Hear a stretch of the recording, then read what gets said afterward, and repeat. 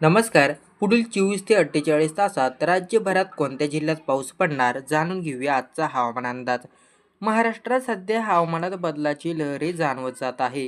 विविध जिल्ह्यांमध्ये ढगाळ वातावरण, हलका ते मध्यम स्वरूपाचे पाऊस आणि थंडीचा प्रभाव दोन्ही दिसून येत आहेत. हवामान विभागाच्या अंदाजानुसार पुढील 24 ते 48 तासात राज्यभरात पर्जन्याच्या सरी पडण्याची शक्यता आहे.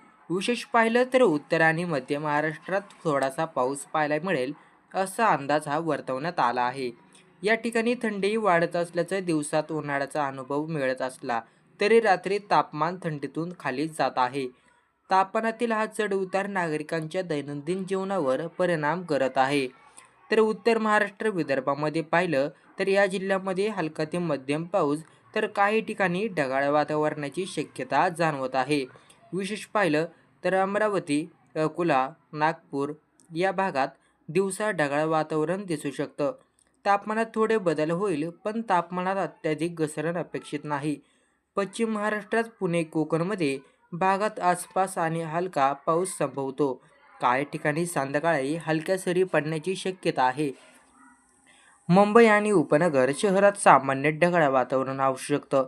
हलका ते मध्यम पाऊस किंवा ढगाळ वातावरणात लोकांना दिवसात थोडी छाया मिळेल. संभाव्य पावसामुळे मुंबईकरांनी वेळेच्या आणि प्रवासाची आखणी योग्यकरित्या करावी.